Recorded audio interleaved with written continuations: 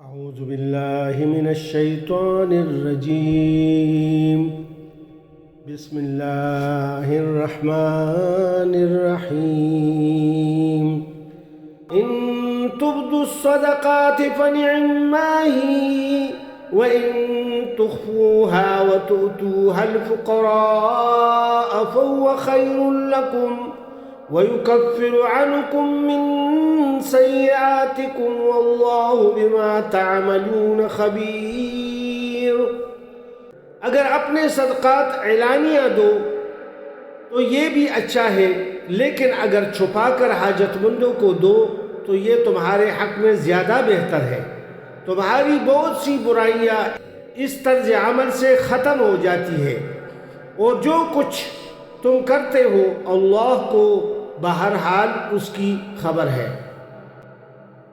ليس عليك هداهم ولكن الله يهدي من يشاء وما تنفقوا من خير فلأنفسكم وما تنفقون إلا ابتغاء وجه الله وما تنفقوا من خير يوفى إليكم وأنتم لا تظلمون. لوگوں کی ہدایت کا ذمہ آپ پر نہیں ہے. ہدایت تو اللہ ہی جسے چاہتا ہے بخشتا ہے، اور خیرات میں جو مال تم خرچ کرتے ہو وہ تمہارے اپنے لیے بھلا ہے، یعنی اچھا ہے. آخر تم اسی لیے تو خرچ کرتے ہو کہ اللہ کی رضا حاصل ہو. تو جو کچھ مال تم خیرات میں خرچ کرو گے اس کا پورا پورا اجر تمہیں دیا جائے گا، اور تمہاری حق تلفی ہرگز نہ ہوگی.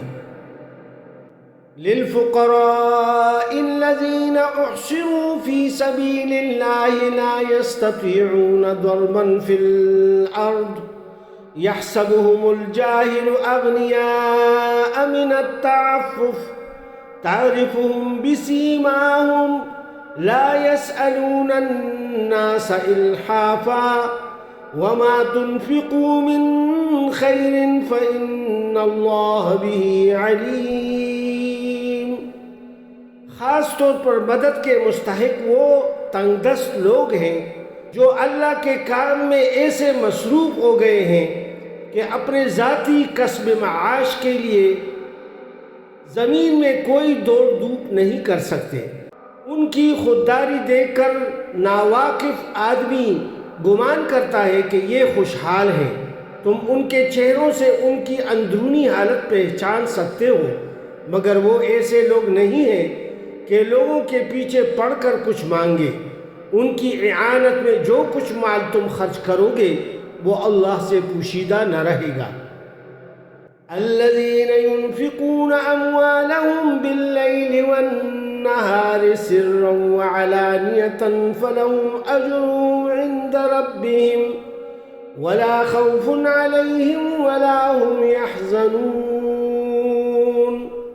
جو لوگ اپنے مال شب و روز کھلے اور چھپے خرچ کرتے ہیں ان کا اجر ان کے رب کے پاس ہے، ان کے لیے کسی خوف اور رنج کا مقام نہیں ہے.